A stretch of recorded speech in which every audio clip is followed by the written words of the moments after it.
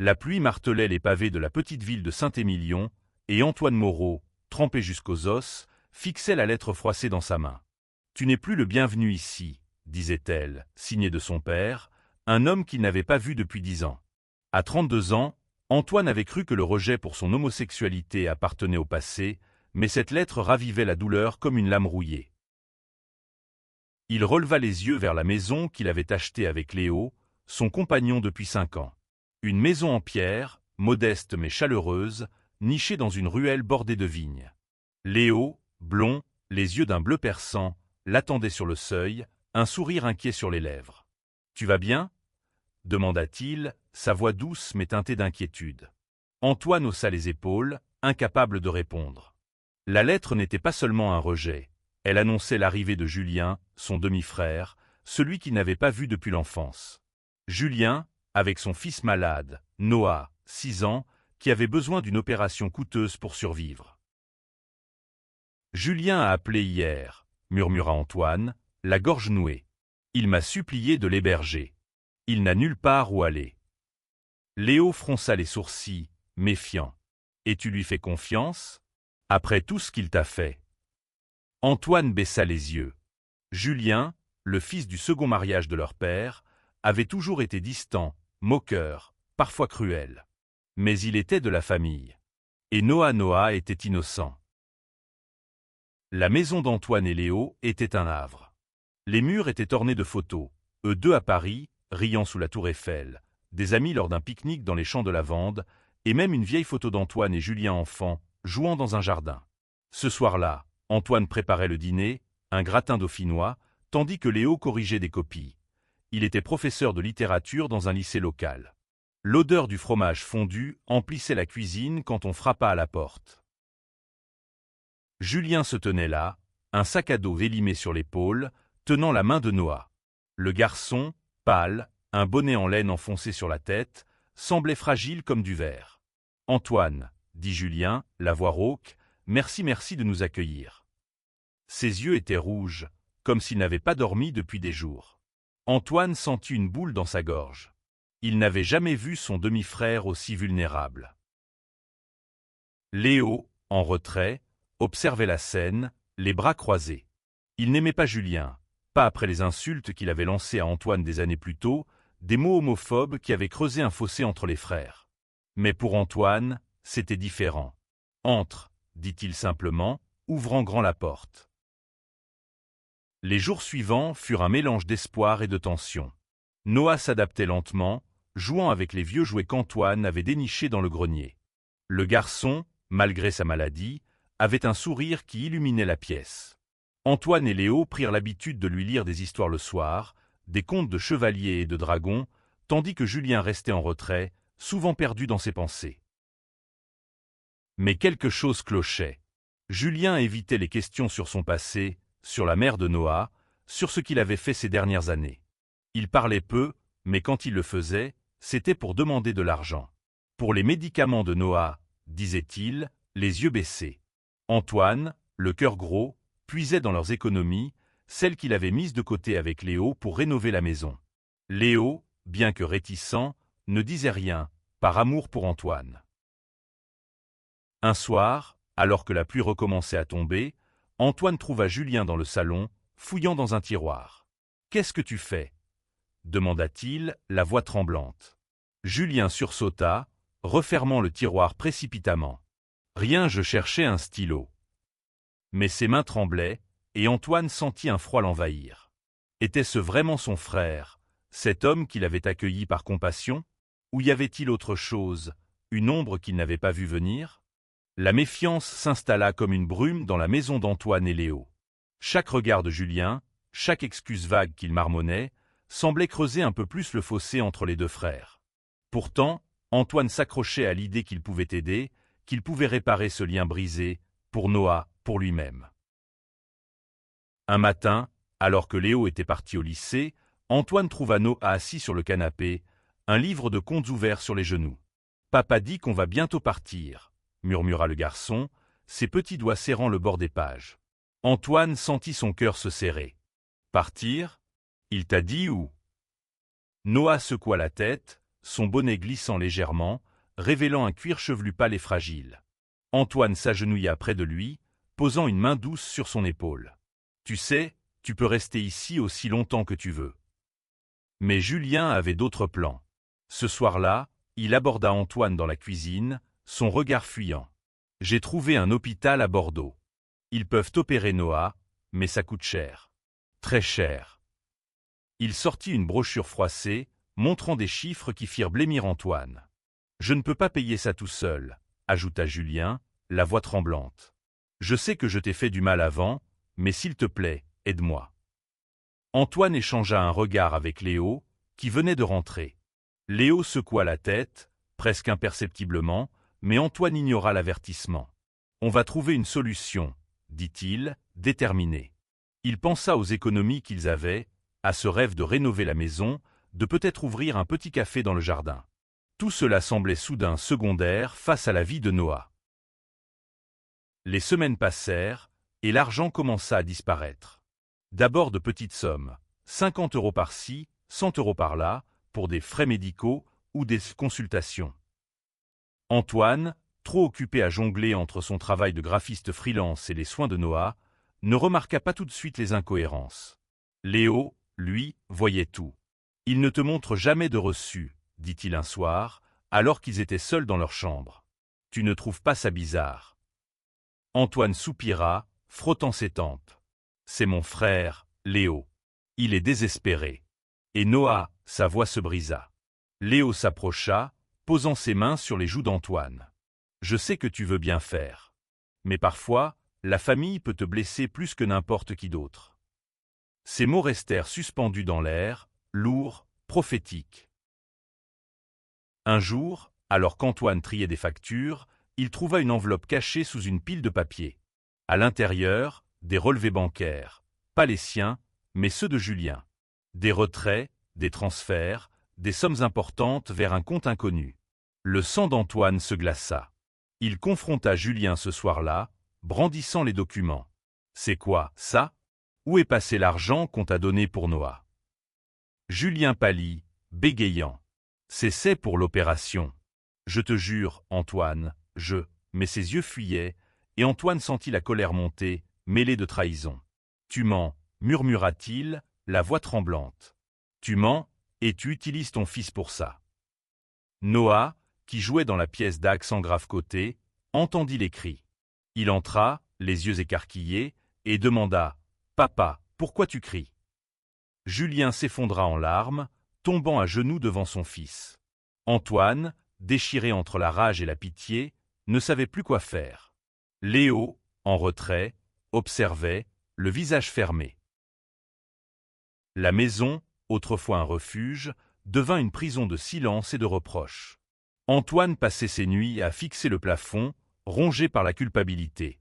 Avait-il été trop naïf ? Avait-il mis Léo et lui-même en danger en laissant Julien entrer dans leur vie ? Julien, quant à lui, évitait Antoine.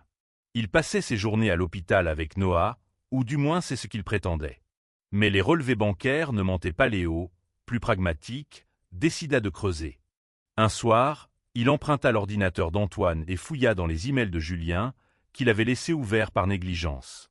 Ce qu'il trouva le laissa sans voix, des messages à une certaine Clara, mentionnant des dettes, un casino et des promesses de remboursement. « Antoine, viens voir ça, » dit Léo, la voix grave.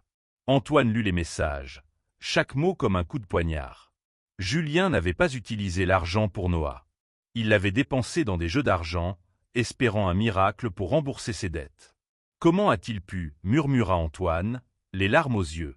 Il pensa à Noah, à ce petit garçon qui luttait pour sa vie, trahi par son propre père. Le lendemain, Antoine organisa une confrontation.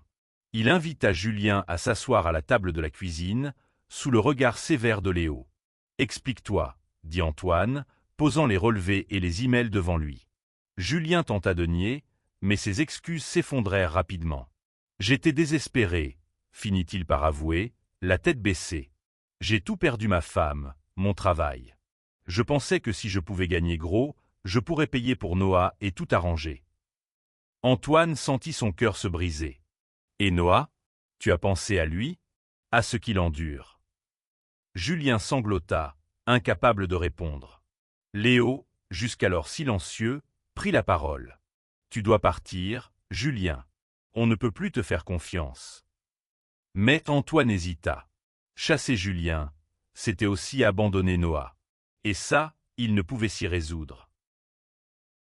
Cette nuit-là, Antoine et Léo eurent une dispute. « Tu ne peux pas continuer à le protéger », cria Léo, les poings serrés. « Il t'a volé, il nous a volés. Et Noah, il mérite mieux que ça. » Antoine, les yeux rougis, répondit « Je sais. Mais si on le met dehors, Noah n'aura plus rien. Je ne peux pas faire ça à un enfant. » Léo s'adoucit, posant une main sur l'épaule d'Antoine. « Alors on trouve une autre solution. Ensemble. » Antoine et Léo décidèrent de prendre les choses en main. Ils contactèrent l'hôpital de Bordeaux pour vérifier l'état de Noah. La vérité était brutale. L'opération était bien prévue, mais Julien n'avait jamais payé les acomptes nécessaires. Pire, il avait menti sur les rendez-vous, laissant Noah sans suivi médical pendant des semaines. Antoine passa des heures au téléphone, négociant avec l'hôpital, cherchant des associations caritatives pour couvrir les frais. Léo, de son côté, mobilisa ses collègues et amis pour organiser une collecte de fonds. La petite ville de Saint-Émilion se mobilisa. Des voisins apportaient des gâteaux à vendre, des élèves de Léo organisaient un concert de charité. Antoine, ému par cette solidarité, retrouva un semblant d'espoir. Julien, lui, sombrait. Il passait ses journées enfermé dans sa chambre, évitant le regard de Noah. Un soir, Antoine le trouva dehors, assis sur un banc sous la pluie. « Je ne mérite pas ton aide, » murmura Julien. « Je ne mérite pas Noah. » Antoine s'assit à côté de lui, silencieux. Puis, doucement, il dit « Tu as fait des erreurs. Mais tu es toujours son père. Tu peux encore changer. » Les semaines suivantes furent un tourbillon d'émotions. La collecte de fonds atteignit son objectif et l'opération de Noah fut programmée. Antoine et Léo prirent en charge les démarches, veillant à ce que Julien reste impliqué, mais sous surveillance. Noah, malgré sa faiblesse, semblait plus heureux, sentant l'amour qui l'entourait. Mais la tension entre Antoine et Julien persistait. Une nuit, Julien tenta de s'enfuir, laissant une lettre d'excuse. Antoine le retrouva à la gare, seul, un sac à la main. « Tu ne peux pas abandonner Noah, » dit Antoine, la voix brisée. Julien pleura, avouant qu'il se sentait indigne. Pour la première fois, les deux frères parlèrent vraiment, déversant des années de douleur et de malentendus. La conversation à la gare marqua un tournant. Julien promit de rester, de se battre pour Noah, mais Antoine savait que la confiance brisée ne se réparait pas facilement. Léo, toujours pragmatique, imposa des règles strictes. Julien devait trouver un travail, rendre des comptes et surtout être là pour son fils. Antoine, de son côté, luttait avec ses propres démons. Le rejet de son père, ravivé par la lettre, le hantait. Il se demandait si son besoin d'aider Julien n'était pas une tentative désespérée de prouver sa valeur, de montrer qu'il était plus qu'un fils indigne. Léo, sentant son trouble, l'encourageait à parler, à se libérer de ce poids. Noah, lui, devenait le cœur de la maison. Ses rires, ses dessins maladroits, ses questions candides sur le monde ramenaient de la lumière dans les jours sombres. Un soir, il demanda à Antoine « Pourquoi papa est triste tout le temps ?» Antoine, pris de court, répondit « Parfois, les grandes personnes font des erreurs, mais elles peuvent apprendre à être meilleures. » Noah hocha la tête, comme s'il comprenait. Julien trouva un emploi de manutentionnaire dans une cave à vin locale. Ce n'était pas grand-chose, mais c'était un début. Il commença à rembourser Antoine, petit à petit, avec une détermination nouvelle. Pourtant, Antoine sentait que quelque chose manquait. Julien évitait toujours certaines questions, comme s'il cachait encore un secret. Un soir, alors que Noah dormait, Julien avoua la vérité. « Clara, la mère de Noah, elle est partie à cause de moi. À cause de mes dettes, de mes mensonges. » Il raconta comment il avait sombré dans le jeu après avoir perdu son emploi, comment il avait tout perdu. Antoine écouta, partagé entre la colère et la compassion. L'opération de Noah fut un succès. Le garçon, encore faible, retrouva peu à peu des couleurs. Antoine et Léo passaient leur soirée à ses côtés, jouant aux cartes ou regardant des dessins animés. Julien, lui, semblait changer. Il assistait à des réunions pour joueurs compulsifs, décidé à reprendre sa vie en main. Mais les blessures du passé ne disparaissaient pas si facilement. Antoine reçut un appel de son père, qui, sans s'excuser, demanda des nouvelles de Julien et Noah. « Tu fais ça pour te donner bonne conscience », lui lança Antoine avant de raccrocher, tremblant de colère. Léo, qui avait entendu, le prit dans ses bras. « Tu n'as rien à prouver à personne », murmura-t-il. Un soir, Julien organisa un dîner pour remercier Antoine et Léo. Il cuisina un bœuf bourguignon, maladroit mais sincère. À table, il leva son verre d'eau, il avait arrêté l'alcool, et dit « Je ne pourrai jamais réparer tout le mal que j'ai fait. Mais je veux essayer, pour Noah, pour vous. » Antoine sentit les larmes monter, mais il les retint. Léo, plus réservé, hocha la tête, un sourire timide aux lèvres. Noah, entre deux bouchées, demanda « On peut rester ici pour toujours ?» La question flotta dans l'air, pleine d'espoir et de fragilité. Antoine échangea un regard avec Léo. Il n'avait pas de réponse, pas encore. Les mois passèrent, et la maison retrouva une forme de paix. Julien continuait son travail, économisant chaque centime pour rembourser Antoine et Léo. Noah allait mieux, courant dans le jardin, riant comme n'importe quel enfant. Antoine et Léo, eux, redécouvraient leur complicité, renforcée par cette épreuve. Mais Antoine savait que certaines blessures ne guériraient jamais complètement. Il écrivit une lettre à son père, sans espoir de réponse, pour exprimer sa douleur, son amour et son besoin de tourner la page. À sa surprise, son père répondit, maladroitement, proposant une rencontre. Antoine hésita, mais Léo l'encouragea. « Tu mérites d'être entendu. » La rencontre eut lieu dans un café à Bordeaux. Le père d'Antoine, vieilli, les mains tremblantes, murmura des excuses. « J'ai eu tort, dit-il. Je ne comprenais pas. Ce n'était pas parfait, mais c'était un début. » Antoine rentra chez lui, plus léger, comme si un poids s'était envolé. Julien, de son côté, trouva un appartement à Saint-Émilion. Il voulait voler de ses propres ailes, prouver qu'il pouvait être un bon père. Antoine et Léo l'aidèrent à emménager, et Noah, tout excité, décora sa nouvelle chambre avec des dessins. Un an plus tard, la vie avait repris son cours. Antoine et Léo avaient ouvert leur petit café dans le jardin, un lieu chaleureux où les habitants de Saint-Émilion se retrouvaient. Noah, désormais en rémission, venait souvent après l'école, dessinant sur les tables en bois. Julien, stable dans son emploi, avait retrouvé une dignité qu'il croyait perdue. Un soir, alors que le café fermait, Julien arriva avec Noah. Il tendit une enveloppe à Antoine. À l'intérieur, le dernier remboursement de l'argent volé. « Je ne pourrai jamais te remercier assez, » dit Julien, les yeux brillants. Antoine sourit, posant l'enveloppe de côté. « Tu l'as déjà fait, en étant là pour Noah. » La maison, autrefois marquée par la méfiance, était redevenue un refuge. Antoine et Léo, main dans la main, regardaient Noah courir dans le jardin, Julien à ses côtés.